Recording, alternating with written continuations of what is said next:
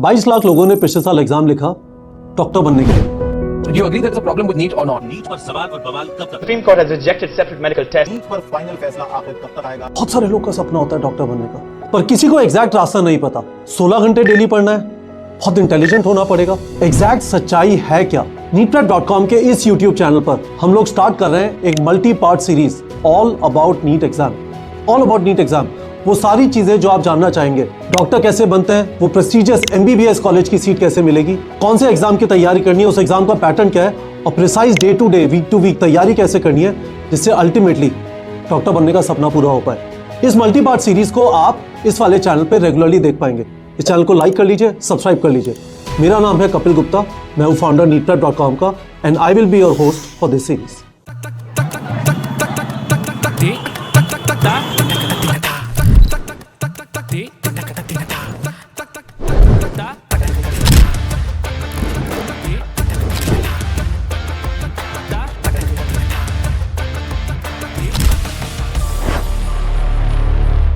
India में doctor बनने के लिए 10th से 11th में जब आप जाएंगे आपको साइंस लेना पड़ेगा। पर यदि मेरा बाद में मन करा, आर्ट्स अभी ले लिया या कॉमर्स ले लिया और बाद में डॉक्टर बनने का मन करा, तो क्या? रुक जाओ, एंड में इस पे वापस आएंगे, पर अभी ये समझ लो कि साइंस लेनी पड़ेगी। तो 11th में PCB ले या PCMB ले। PCB लिया तो आप मेडिकल कर सकते हो, PCMB लिया तो आप इंजीनियरिंग और मेडिकल दोनों कर सकते हैं। 2 birds in the bush are better than a bird in the hand। सोचेंगे इसके बारे में भी। अल्टीमेटली नीट का जो एग्जाम है मेडिकल कॉलेजेस क्रैक करने के लिए, जिसके बारे में हम डिटेल में आराम से समझेंगे इस वाले वीडियो के अंदर, उसके अंदर 3 सब्जेक्ट्स के ऊपर आपको टेस्ट किया जाता है, फिजिक्स, केमिस्ट्री, बायोलॉजी। तो फिजिक्स, केमिस्ट्री, बायोलॉजी आपके लिए कंपलसरी है क्लास 11th और 12th में, क्योंकि आपके नीट के एग्जाम में वही 3 सब्जेक्ट आएंगे, मल्टीपल चॉइस क्वेश्चंस MCQs के फॉर्मेट में। तो यदि तुम्हें क्लियर नहीं है, मेडिसिन करना है, इंजीनियरिंग करना है, डेटा साइंटिस्ट बनना है या कुछ और करना है, तो शायद PCMB बेटर ऑप्शन है। पर नसों में यदि एम्स दिल्ली बहता है, सीना फाड़ के देखो तो वहां पे एम्स दिल्ली दिखाई देगा, तो आपको PCB ही लेना चाहिए। मैथ्स आपका टाइम खराब करेगी। तो सब्जेक्ट तो चुन लिया, अब वो एग्जाम क्या है जिसकी तैयारी करनी है? The NEET exam. ये एग्जाम स्टार्ट हुआ 9 मई 2016 को सुप्रीम कोर्ट के एक डिसीजन के through. Supreme Court has restored the NEET. Central Board of Secondary Education conducts the NEET for students who wish to pursue any graduate medical course. और NEET NEET का purpose था कि medical colleges में admission को NEET कर दिया जाए, exam को नीटली कंडक्ट किया जाए, मल्टीपल एग्जाम्स कंडक्ट ना किए जाए। जबरदस्त आइडिया था, पर एग्जाम सच में नीट हुआ नहीं। कम से कम 2024 में बड़ा हंगामा हुआ, लार्ज स्केल इरेगुलरिटीज की एलिगेशन लगी NTA के ऊपर। केस सुप्रीम कोर्ट में गया, सुप्रीम कोर्ट ने फाइनली NTA के फेवर में डिसीजन दिया, रिजल्ट अनाउंस करने दिया, री एग्जाम नहीं किया, पर NTA को यह जरूर बोला कि the exam left a lot to be desired. Thankfully 2025 में ऐसा कुछ नहीं हुआ, but NEET exam was the first attempt of this government to implement one nation, one exam, one curriculum. अब ये one curriculum कहां से आया? 2019 से NTA NEET exam को कंडक्ट करा रहा है। पेपर लार्जली NCERT बेस्ड है, और NTA कभी भी नहीं बोलता कि पेपर NCERT बेस्ड होगा, क्योंकि एग्जाम सिर्फ CBSE स्टूडेंट्स के लिए नहीं है। एक तमिलनाडु बोर्ड वाला भी लिखेगा, उत्तर प्रदेश बोर्ड वाला भी लिखेगा, बिहार बोर्ड वाला भी लिखेगा, और राजस्थान बोर्ड वाला भी लिखेगा, but paper has been largely NCERT based. और इसका नतीजा क्या हो रहा है? स्टेट बोर्ड्स के ऊपर प्रेशर है कि अपने करिकुलम को NCERT के अराउंड अलाइन करना चालू करें, और बहुत सारे स्टेट से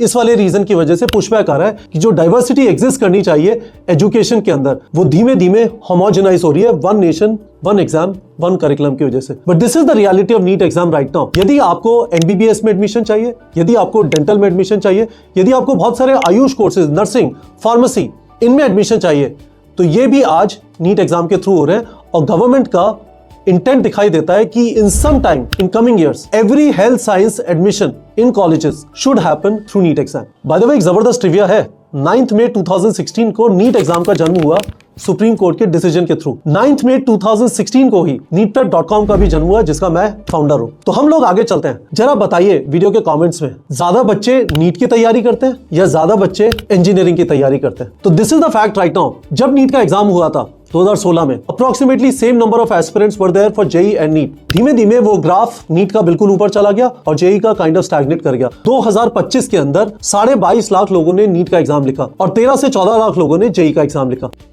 इतना ज्यादा गैप हो गया है इस टाइम पे।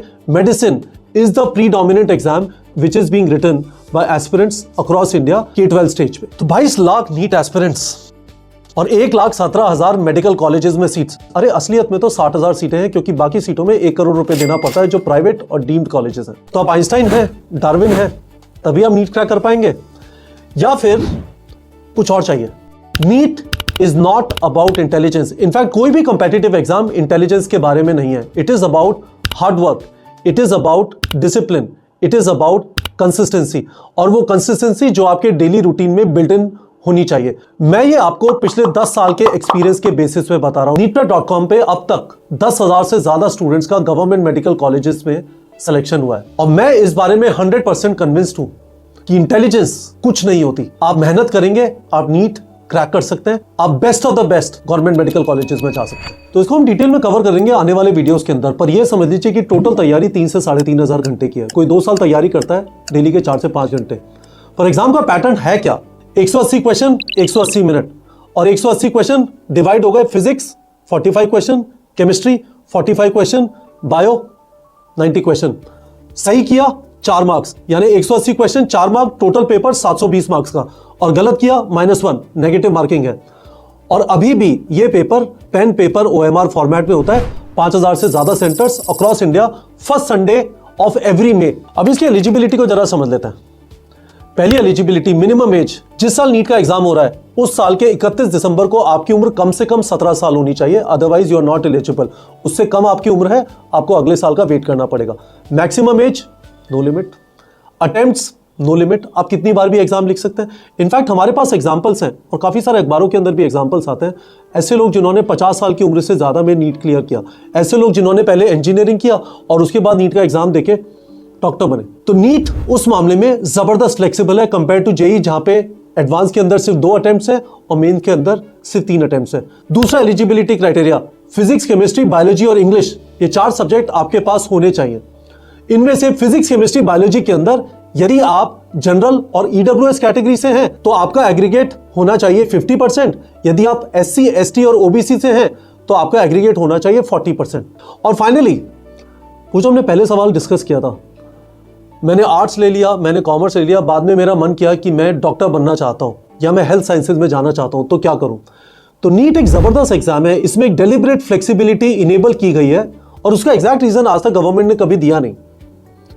पर आप यदि आर्ट्स से हैं, आप यदि कॉमर्स से हैं, इनफैक्ट यदि आप PCM से हैं और आप नीट का एग्जाम लिखना चाहते हैं पर आपके पास बायोलॉजी नहीं है, आप ओपन स्कूलिंग कर सकते हैं, इन वाले सब्जेक्ट्स का एग्जाम लिख सकते हैं, और उस मार्कशीट के बेसिस पे you will become eligible to write NEET, you will become eligible against the criteria of having physics, chemistry, biology and English in your class 11th and 12th। ये पहला वीडियो था, मल्टीपार्ट सीरीज है हमारी all about NEET exam, जिसके अंदर हम आपको बताएंगे वो सारी चीजें इस एग्जाम नीट के बारे में जो आप जानना चाहेंगे यदि आपका सपना है डॉक्टर बनने का, या फिर आप पेरेंट हैं एक नीट एस्पिरेंट के। अगले वीडियो में हम लोग कवर करेंगे इंडिया में कॉलेजेस कितने हैं, गवर्नमेंट कॉलेज कितने, प्राइवेट कितने, डीम्ड कितने, सीटें कितनी हैं इन कॉलेजेस के अंदर, काउंसलिंग का प्रोसेस क्या होता है, state counselling, all India quota counselling, उसका क्या मतलब होता है, कट ऑफ का क्या मतलब होता है, और क्वालिफाइंग मार्क्स का क्या मतलब होता है, और फाइनली एक कॉलेज का एग्जाम्पल ले लेंगे जिसमें 250 सीटें हैं, कैसे ऑल इंडिया और स्टेट कोटा के बेसिस पे अलग अलग कैटेगरीज में सीट्स अलॉट होती हैं। So stay tuned, we will come back very soon with the next video. इस सीरीज का नाम है ऑल अबाउट नीट एग्जाम। इस चैनल को लाइक कर लीजिए, सब्सक्राइब कर लीजिए। मेरा नाम है Kapil Gupta, I am founder of neetprep.com and I am going to be your host in this multi-part series called All About NEET Exam.